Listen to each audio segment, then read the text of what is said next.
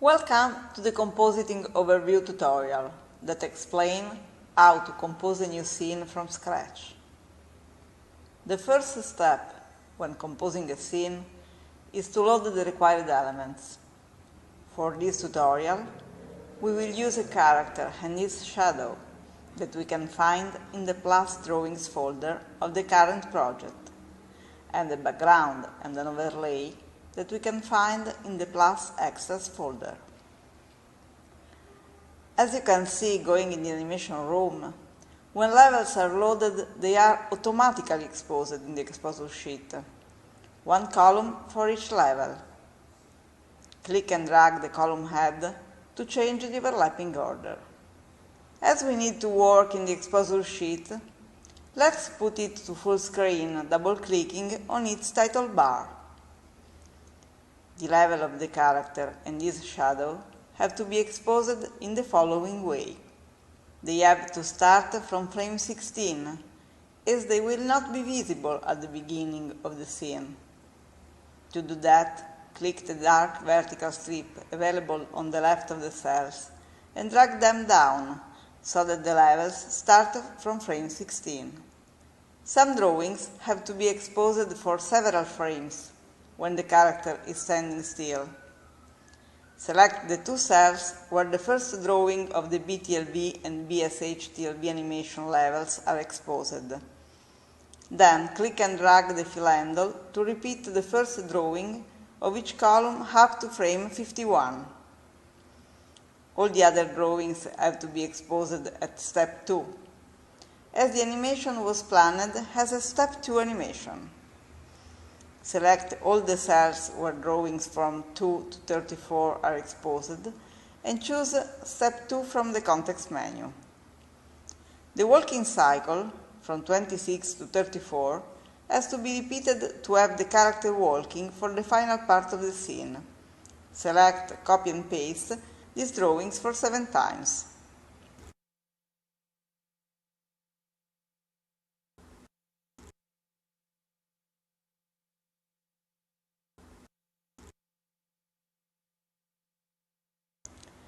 The background and the overlay have to be repeated up to the end of the scene. Click and drag the fill handle to do that.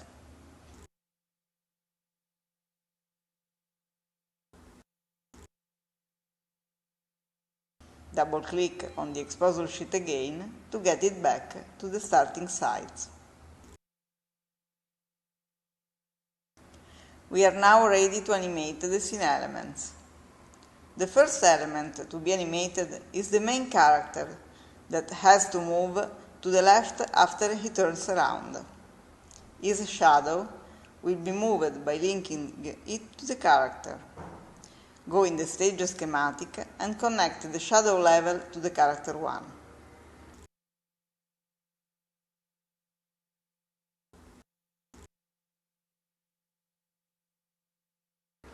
The character has to stand still up to frame 118 until the turnaround movement is over and the character starts to walk. To define the character starting position, select the Edit tool and create a keyframe at 119, positioning him in the right place.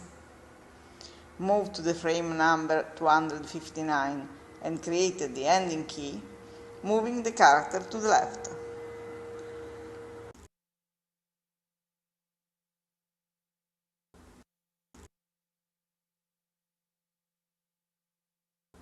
The speed of the interpolation between the two keys can be adjusted in the Function Editor panel. Select the East-West channel of the column where the character level is exposed. Click on the animation curve and set it to linear, and do it a step 2 value, in order to keep it constant and to make it match the step of animation. As you can see playing the animation, the character slides on the floor. To avoid this problem, you can use the hook feature that allows the software to automatically calculate the movement of an object in the scene using the position of the hooks as reference.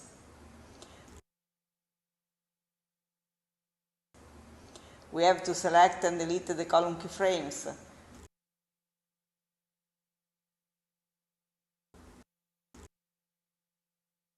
and use the replace level command to replace the BTLB level with another instance of the character where the hooks have been already added.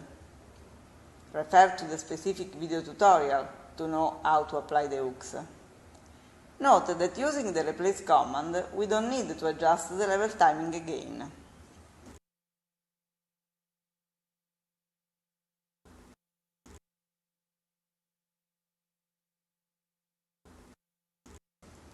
To see how the hooks are positioned on the B level, we can just select the hook tool.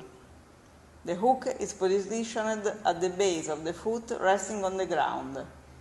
When one foot starts moving and the other rests on the ground, the hook has to be passed from one foot to the other.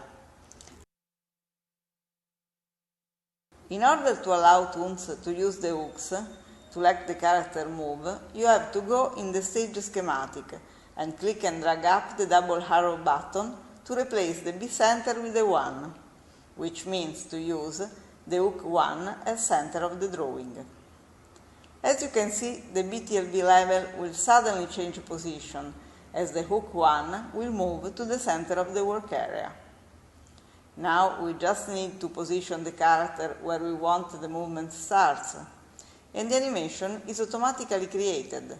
The only keyframe on the column is the one we added to set the starting position. Reproducing the scene in the main viewer, we can observe that the walk of the character is more natural and that it does not slide on the floor. To complete the scene, we can add the camera movement. Go to the first frame, select the Edit tool and the camera in the stage schematic, scale down and position the camera box. At frame 46, set the global scale at 100%, typing the value in the relevant field.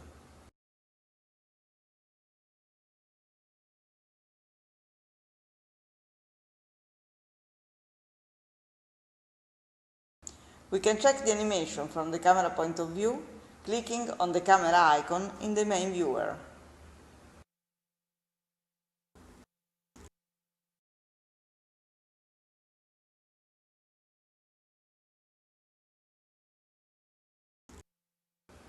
Thanks for your attention and see you on the next video tutorial.